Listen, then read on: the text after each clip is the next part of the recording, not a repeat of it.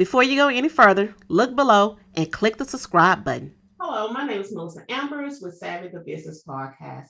I am excited today because we have Miss Thompson on, and I've been following her on LinkedIn, and she is in the DEI arena.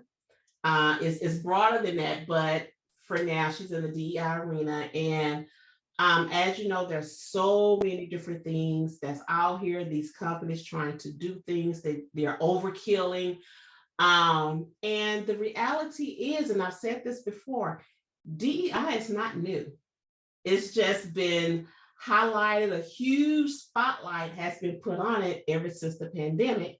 And there are so many people that's out there, DEI this, DEI that, DEI this. And I like to talk to people that not only really know what they're talking about and just not hovering over the word DEI, and get into some of those necessary conversations. So we're going to jump in real quick and talk to her. And I'm going to read a little bit of her bio before we jump in and get started. Sacha Thompson is the founder of the Equity Equation, LLC, a diversity coaching and consulting firm in the Washington, D.C. area.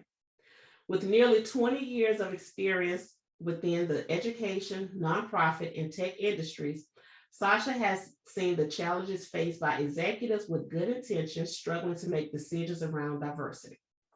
Where executives are motivated to do the right thing regarding diversity, equity, and inclusion, DEI, but may be hindered by their own bias and fears. She's also seen and experienced the damage endured by Black, Indigenous, people of color, people of color employees when they feel they are centered, valued in their company's DEI efforts. Sacha's work is about removing barriers and providing support in order to get to a place of equity. She helps executives and leaders have the meaningful dialogue and coach them to the necessary long-term changes that develop institutional cultures of DEI. She is a certified professional diversity coach and 4 stages of psychological safety certified coach. Sacha received her bachelor's degree in sociology, concentrating on cultural diversity, ethnicity, and a master's in education policy, planning, and leadership from the College of William and Mary. Sorry, that was a lot, but she's here. She has also acquired her Master's of Business Administration from Johns Hopkins University, where she focused on management and marketing. So, Ms. Thomas, thank you so much for coming on and joining us today to talk about DEI and a lot of the stuff that's around right now. Let us know what made you say, you know what, this is an area I want to be in and I want to touch on. Yeah, well, first of all, thank you for having me. I don't know if I ever made that decision. I think, as some people have said to me, and I was like, oh yeah, this makes absolute sense. I was born into it. So I was actually born in the Caribbean. I was born in Barbados, and my family came to the United States when I was a child. I was a toddler. And so from a very early age, I knew that my family experience was very different than the experiences of my friends, right? So grew up in Virginia, which is the South. And so balancing my parents' experience coming from countries that were predominantly Black, where doctors, lawyers, everyone was a Black person, to coming to Virginia, where that was still seen as much of the minority. And so expectations are sometimes placed on people because of those experiences. And so balancing that with also my friends and their families, and seeing that many of them were doctors and lawyers and professors, knowing, okay, what I'm hearing in the news or what I'm hearing around me and seeing on TV isn't reflective of what I'm experiencing day to day, even if it was my Americanness or my Caribbeanness. It just wasn't reflecting what I was seeing. And so wanting to step into that is something I've done from an early age. I then went into college where you said, I was a sociology major. I focused on cultural diversity and ethnicity. I worked in the Office of Multicultural Affairs there. And so was able to get exposure and learn about more cultures and other cultures, and some of the challenges that they faced that may or may not have aligned with my experience. And so understanding that though we were all in the same place, how we got there was not the same. And some of the challenges and barriers that some had to face that others didn't. And so from this early start of my career, those are the things that have been most important to me. Wow. And I want to say thank you for doing it and stepping up and, making your voice heard, because there is a lot of conversations that need to be had. And it's not that it has to be, they need to have them now. They should have been doing, a lot of these conversations. Let's start with organizations, pre-pandemic. It's so many stories and things that we could, topics we could bring up with it. But in organizations, there are a lot of companies that claim, we want to be diverse because, we want to have that right percentage of, various cultures in the company, say we're diverse. But the reality is as long as I meet the numbers, I'm not going to worry about anything else. Let's talk about how, organizations were doing that and not really opening their eyes and listening to what is going on in the offices. And then post-pandemic, how that has changed for some organizations. Yeah, no, thank you for that. I think one of the challenges that I have noticed is DEI, DNI, DEIB, whatever the acronyms are that folks use. Many of these organizations see it as one thing, right? So as you pointed out, diversity really is about numbers, right? Representation, butts in seats. The inclusion piece is, I think, the part that you're talking about. It's okay, how do you ensure that these quote unquote diverse people are feeling included as a part of this culture, not assimilated to, right? But are part of this culture where they can show up authentically as who they are. And so over the pandemic, I think that's the piece that has been pushed a little bit more, right? Folks are now realizing, okay, I can work from home and not have to deal with microaggressions. I know for the disability community, having companies now say, okay, people can work from home has opened up doors, because for so many years, companies said, no, we can't accommodate you working from home. Well, guess what? We figured out that you could actually do that. And so now that there are people that are having access to organizations that had shut the door to them just because they needed an accommodation where they could be at home, or they were having issues with transportation, because again, in many places, transportation is still a challenge and an issue if you have some type of physical disability. Lots of Black and Brown communities are noticing, you know what, I'm not having to deal with the microaggressions that I was dealing with in the workplace. I can get more done. I can be more productive and not have to deal with that added stress of dealing with someone touching my hair or asking me why I've changed it, for the second or third time that month, because it's my prerogative. I can do that, but it shouldn't impact how I work or how you see me at work. And so with those things taking off the plate, people can now say, okay, I can just do my job. And so one of the challenges that organizations are seeing right now is people don't want to go back into the office. Why do I want to go back into a toxic or hostile environment when I've proven that I can get the work done from home? So there's that, there's balancing, parenting and taking care of children, right, as a part of this. If I can get my job done in 8 hours, that's really spanned over 24 hours instead of from 9 to 5, why can't that be an option for me, right? When my productivity is actually going up during this time period. So I think during this pandemic, the inclusion piece of this is really what a lot of organizations need to be honing in on, if they haven't been doing so already. Equity is a whole other issue that we probably we won't get into, but I think that the inclusion piece of this is where a critical aspect of the work needs to be focused, as we're continuing to do this DEI work. What would you, what are some of the things that you've seen that some companies are trying to do to say, you know what, we didn't realize, my bad, let me fix this? And you have some that's, you know what, let's just put a Band-Aid on it, it'll be okay. And some was like, whatever, we going back to do what we have to do.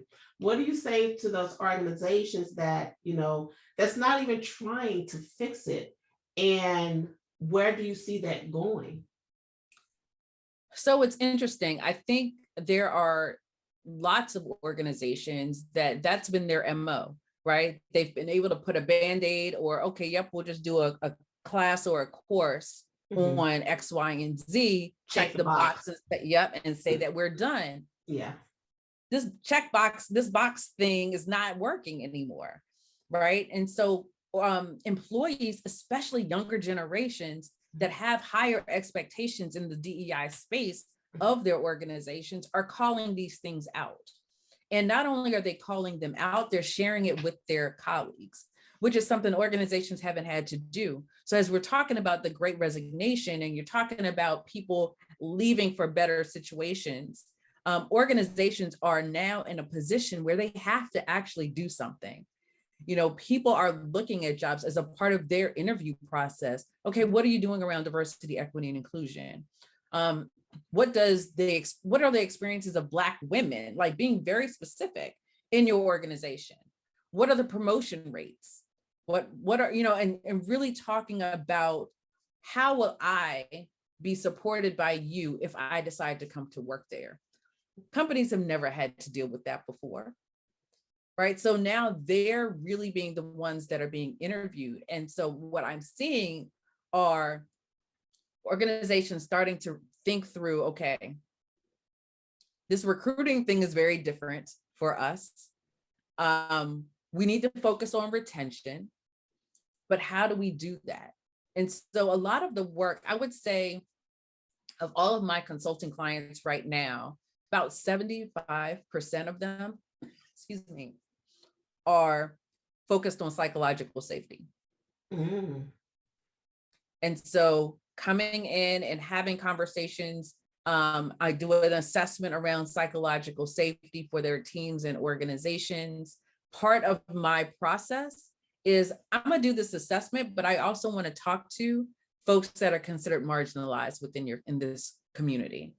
And I want to hear their experiences, because that is what has always happened within organizations. They do these massive assessments and they listen to the majority of voices, right? So if a majority of the voices are saying everything is great, then that's what they're going with. They're not listening to the other voices that are saying, no, this is not a great experience for me. So with my clients, that's what I'm doing. I'm listening to those voices. I'm censoring those voices as I do my work, so that if we can make sure that these folks are okay, everyone else is going to be okay too. And I think that's kind of where organizations really need to shift, is who are the most marginalized and how do we ensure that we can make them successful in this space and make this an environment where they feel valued, heard, seen, and connected, so that we can start to make shifts so that we are truly being inclusive of everyone. I like that you said that you also review the psychological piece of it, because so many don't realize that that's real.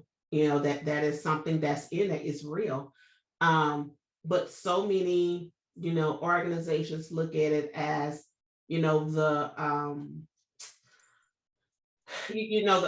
status quo that's in the news of, Black people are just aggressive, Black people, they have attitudes, or, they have this mentality, or they feel that we owe them something. It's so many different things that I've heard and seen, but how, I won't say get around it but fix it in the sense to where people really need to take notice to that. Because I mean, and I'm not, trying to say it's right or anything, but that's what can make a person snap. You keep pushing a person so much, you know, hopefully it's nothing but, a verbal, conversation or argument, whatever, and they leave and it doesn't get violent or anything. But you push a person to a point that's like, I'm done. Enough is enough. And they snap. So how, and we can't force it, but what can a lot of us do to say, hey, let's raise up the blinds. Let's start looking at these things. Let's fix these things. Let's see how we can work together on some of these things, and not just that front end. It's like we're working on the vanity piece of it and not going in depth behind the scenes. What can we do to try to help fix, some of these and make everyone aware? It's in the data, right? So many of these companies are data driven. They just don't collect the correct data when it comes to diversity, equity, and inclusion. Or they're afraid, they know exactly what the problem is, right? They just don't want to deal with it. And so you have to look at the data. You have to bring in someone that knows the organization, but can come in without any bias in looking at that data, right? And so I did an assessment. I'm doing an assessment with an organization right now.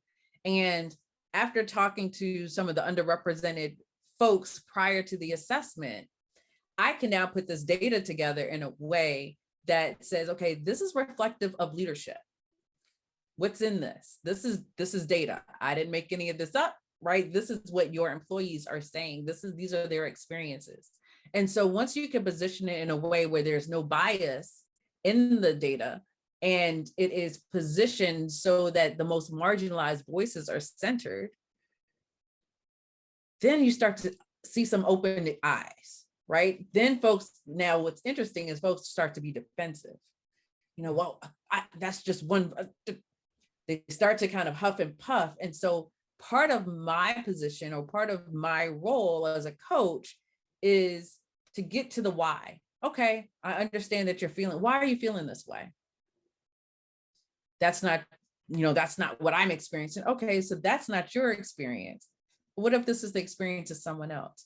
What can you do to change that? Right? And so really start to get people out of their own feelings and emotions to, okay, how do you ensure that everyone has the same experience that you do? And so when we start to make some of those shifts and start to push back a little bit, I can do that because I'm outside of the organization.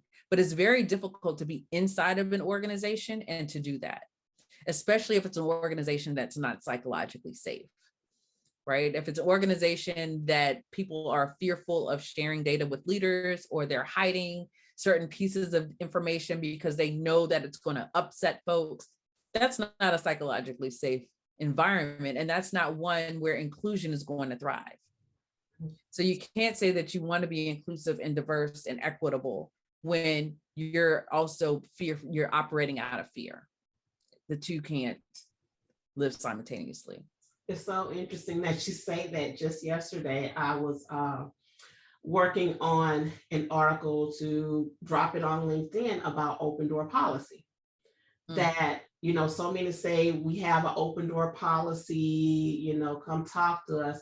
But is your door really open physically and mentally? And if you don't have if you're not ready to listen to them and you don't have that door open, it's not an open door policy. And it goes back to, like you say, it's almost like the movie was Poltergeist, going to the light, type thing. It's like, do I want to go into this light? Do I not want to go in here? It's like, what do you want to do? Because on the other side of that is the repercussions, that fear of retaliation, the fear of losing your job. And it shouldn't be that way. And we have to train our leaders to understand that you are a leader. And if you don't have this team behind you, it's not benefiting you. So understand they're really your partners. So they have to be your partners to do it. And good or bad, be willing to listen to that. Even if it's criticizing you on, hey, you told us to do XYZ, it's not because of XYZ. Be willing to listen to that and see what you and the team can do to fix that. Let's put a solution together and see, how this thing is going to work. How often are you, actually going in for one of those things? We say, okay, you know what? I need to gather all of these leaders, managers, C-suite, and train them first before you get to everyone else. And it's interesting, human nature, we watch, right? We're very curious people, Yep. extremely curious. And so even if you say, oh, I have an open door, but as soon as someone comes in that door and you snap their head off, everybody in the office is going to know that, and no one else is going to walk through that door. Right. And so it's just like you just closed that door because of your reaction. Right. So it doesn't matter how often you say it's an open door, right? Actions speak louder than words. You can say it as much as you want to, but when people go in and they come back without a head over and over and over again, nobody else is going to want to go through that door. And so again, they're operating out of fear. And so you don't want someone to operate out of fear, because then they're not going to give you their best selves, right? They're going to just do enough to survive, and they're operating out of survival mode versus trying to be innovative and trying to give you the best that they can give, because there's so much risk that's involved. Mm-hmm. It is.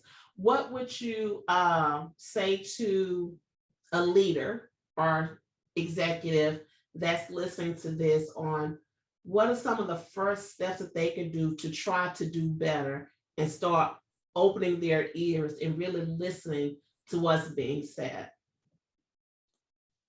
The first thing that I always tell people is do your own inner work. Understand where your blind spots are, where your biases are. Read stories of people that aren't like you, right? Understand. I think I put it back on my bookcase. I was doing a session last week, and one of the CEO said to the group, one of the books that changed my life is this book, and he pulled it out, and it was Subtle Acts of Exclusion by Tiffany Jana, and I think it's Michael Barron. And that's why I keep looking back, because I literally went back to my bookshelf and I was like, I have that book too. Like, I will second that. But the fact that this leader shared that, I was like, that's how you model the behavior. You are, you're going through your journey, you're going through your process, share that with others. You are not the expert in everything, especially this work.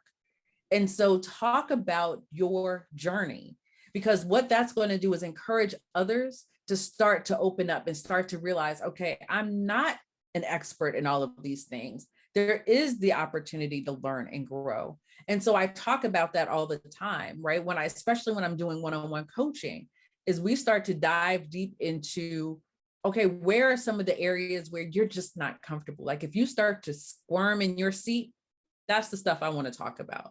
I don't care the stuff that you feel like I could step on a stage and speak to millions of people, because you've got that. What's the stuff, especially around not just psychological safety, but around race, gender, ethnicity, sexual orientation, that just makes you squirm? That's what we want to work on. And so those are the things that I tell leaders. It's like, let's start doing that inner work. Because once you start going on that journey and you start connecting the dots, that's when you start to really expand and others start to see that in you. And that's how you start to move toward being a more inclusive leader. That's so important. And I think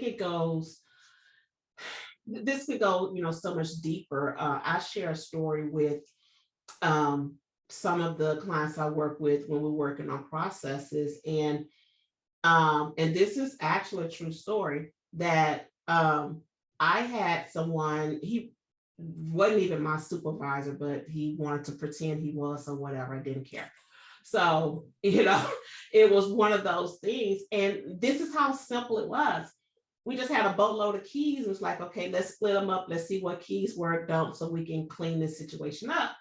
We did that. And one of the keys I checked was the vice president, which was, pretty much my direct report. So we was in our office, we marking the keys here, here's your key, this works for your office. He took the key.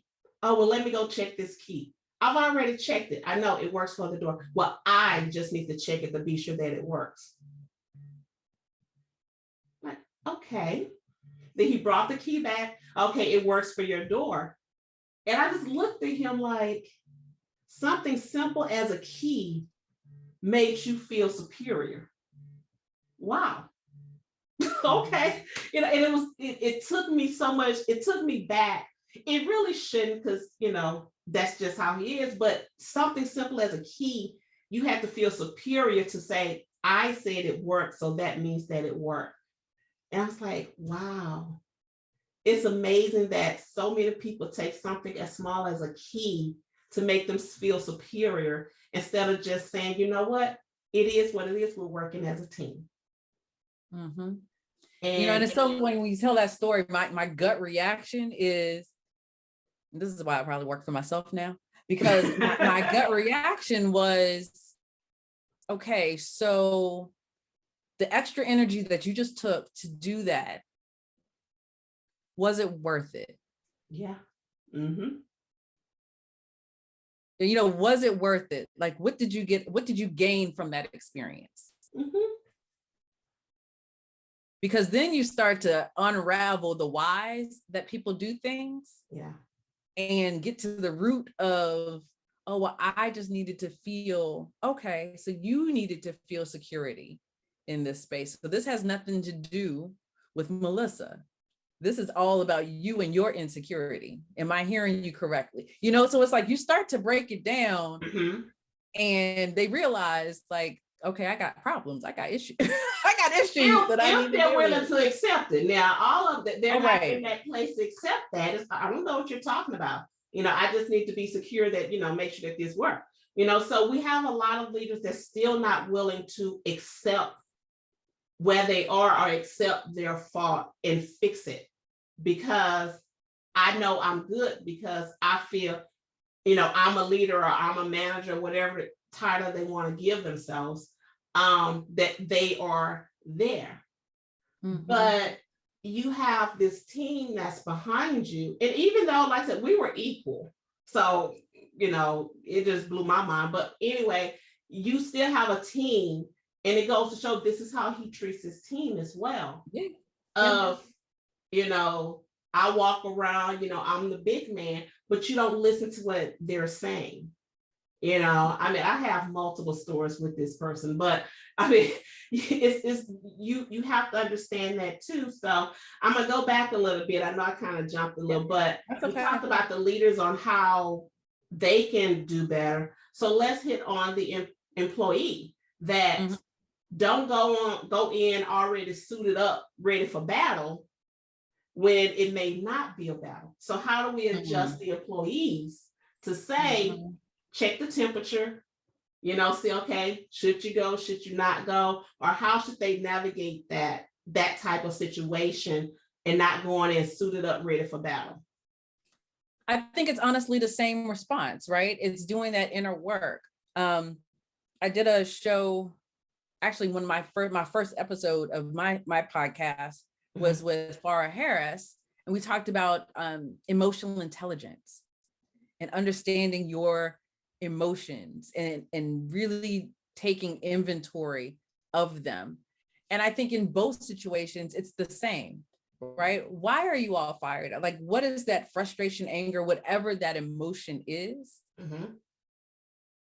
What is that? Where is that coming from?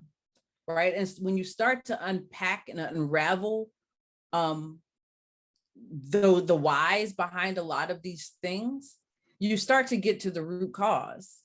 And it may be, I'm tired of being second guessed, right? I'm tired of having to constantly prove myself. Okay, so what can you do to ensure that this isn't constantly happening? We start to come up with solutions, right? We start to think through, it may be that you're just in a bad environment, right? It may be that you're in an environment that causes you to second guess yourself constantly. Mhm. It may be you've had bad experiences with managers that have done that, because you may not clearly articulate what it is that you're trying to say. You assume that people know what you're trying to say, right? Okay, so then let's start working on your communication skills. And that, I'm not saying that is the same as code switching, because I think when folks hear, oh, bad communication, well, you want me to talk like, no, it's how do you clearly articulate what it is that you want people to hear, know, and understand. Right. And you can do that and still be your authentic self, but make sure that people have the information that they need in order to make decisions. Right. So again, you start to unpack what some of those challenges are and start to build skills in some of those areas.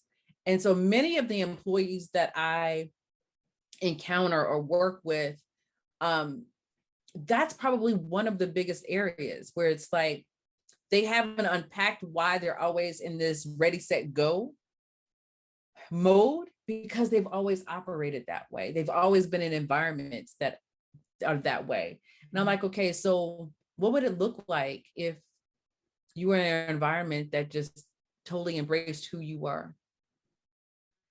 How would that feel? How would that look? And how can we start to create that for you? Either where you are or somewhere else, right? Because now you start to realize, okay, I need to be in an environment that has X, Y, and Z. Oftentimes, 9 times out of 10, it's a misalignment of values. The company's values don't align with the employees' values. So yeah, lots to unpack in all of this. I mean, we could probably have a 2-3 hour conversation about this, but because it's so much, it's so many stories, it's so many misrepresentations of things. I mean, it's just so much. And real quick before we get out of here, one of the big misrepresentations that's huge right now on the internet is this ice cream. Yeah. So it's almost like, what do you do? It's like, are you serious? Is this a whole, what were the words that was said in this meeting when you had this marketing campaign meeting? What was said to make you think that this was okay? Right? Yeah. And I think, so let me preface this with, a lot of folks know me because of diversity, equity, inclusion. What a lot of people don't realize, my last corporate job was as an inclusion marketing lead, right? So I merged inclusion and marketing. I had been doing marketing for 10 years. What they don't know also is when I first got into the tech industry, one of the first verticals that I supported was consumer product goods. So this was kind of emerging. When I saw this thing over the weekend, I was just like, oh my gosh, like, who are my folks in CPG that I'm still connected to, that I could be like, what the hell? Like what is going on? Yeah. Because there was so much conversation about, there's no need for diversity and inclusion in this work.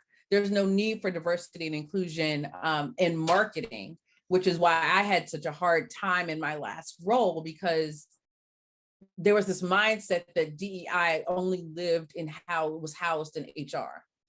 And so when you have organizations that function that way, these things happen.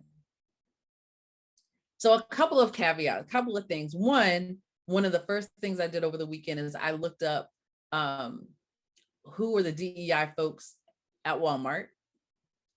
And I realized that they function, the chief diversity officer, I can't remember, I think he's CDO, is focused primarily on HR, recruiting, and how they look as a company to prospects, right? So that immediately told me you're disconnected from the product, you're disconnected from marketing, you're disconnected from anything that has to do outside of employees. Yeah. Right. So that was number one, where I was like, that's a red flag. Number two, I happened to get a phone call from someone that saw my post and said, Sasha, I just interviewed someone for a job. And one of the things that they said they were most proud of was this ice cream. They were on part of the team that went to market, that brought this to market. Wow. And we're so proud. But again, it was somebody that was early in their career in DEI and looking to kind of get a badge for like, yes, this is what we like, did not think of the impact that it would have on the greater community, because that what was said to me was this person was so focused on, this is my badge of honor to be able to get this to market. It's all about me. It's right. Yep. And that's what so many people forget. It's not about you. And it's not. It may sound like it's arrogant. It may sound crazy, but that is the reality. It's not about you. Who was I listening? I don't know. Maybe it was Gary Vee, one of his videos I was listening to. And he said, it's like, so many people think about that. And it's not about you. His words he used, but it's who cares?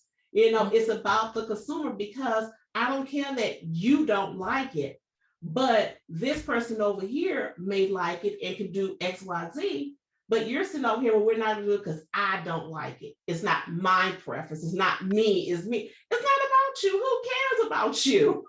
Not about you. And I think there were so many things that were so problematic, like the trademarking of the word Juneteenth to be a flavor. Yeah. Right. When there was a Black-owned ice cream company with the exact same flavor already being sold in Walmart. I saw that today. I saw a lady. I saw that today. I just so it's just like you missed the boat on so many things here. Yeah. And me coming from the background that I have, my gut instinct was, why not partner with one of these Black-owned ice cream companies? Right. And highlight their ice creams during this time. Yeah. Yeah. Why not give the proceeds of this ice cream, if you're going to create one, to an organization that is about the liberation of Black people? Right. No, the proceeds were going straight to the Walton family. No. I wonder, now that you say this, I'm wondering if they are trying to compete with what Target is doing. Not only are they competing with Target, they're trying to compete with Ben and Jerry's, because Ben and Jerry's, they have been making social justice statements from the beginning, right? But that's a part of their DNA. That is part of who that company is, right? And so when you look at when they make bold statements like that, or when they create ice cream flavors around justice, or whatever it is, that is a part of who they are as a company. Those are their values. Walmart's values have been about consumerism, capitalism, and pandering. Forever. Right. Ever. I remember growing up, and the big story was how they were pushing mom and pop shops out of the way, right, and taking over those businesses, and that was their MO. Yes. So in situations like this, like there's even a Pride ice cream for next month that I hope that they pull, unless they're giving those proceeds to an LGBTQ plus organization, or the Lavender Project, or something something related to the community. That's where I think a lot of these organizations are missing the boat. And so me coming from inclusion marketing, this is how I automatically think, right? Bed Bath & Beyond did the same, Bath & Body Works did the same thing in Black History Month, where they slapped some kente cloth on some of the candles that they already had, right? And that was their Black History Month display. Why not partner with a Black-owned business? It's so many out here that's doing all type of things. I don't care what you're looking for, if it's a product or service. It's so many that's out here that you can call up and partner with. And if you don't have time to do it, create a position for somebody that does nothing but research Black-owned businesses, where they are, what they do, why they do, their mission, all of these different things. So when these holidays and different things come up, you'll have them where you can reach straight out to this person and say, okay, let's bring them in, 4th of July, let's have ice cream, let's have candles, let's have, the all of the tablecloths, all of this different stuff. It's so many different things. So why not do that?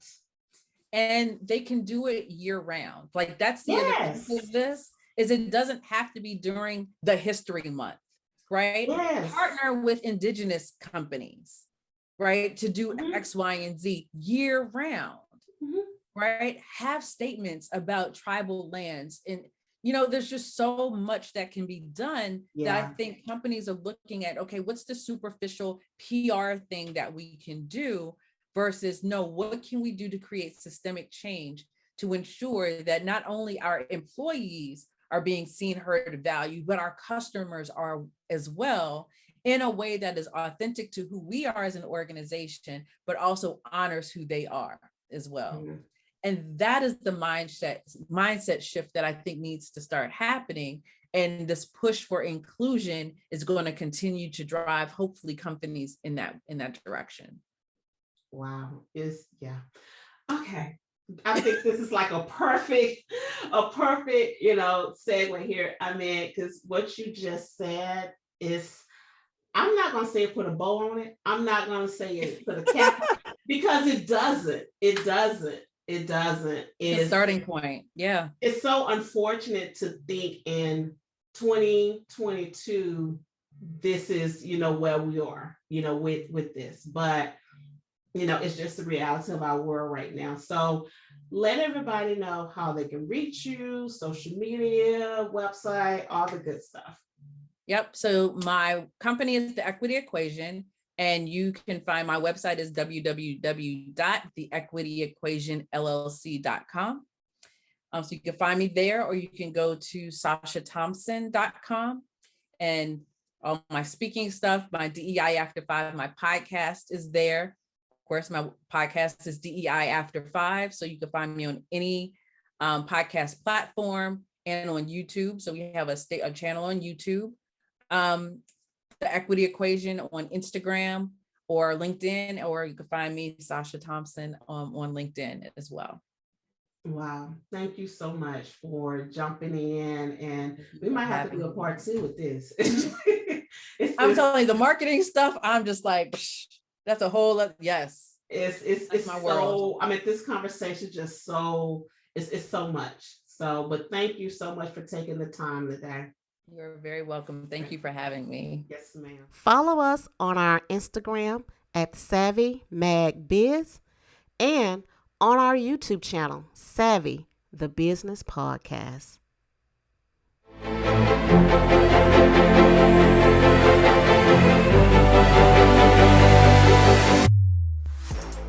Thank you for joining us on Savvy, the Business Podcast. If you want to be a guest, send an email to media@savvymag.biz. That's media@savvymag.biz. Don't miss out on the opportunity to be heard by millions.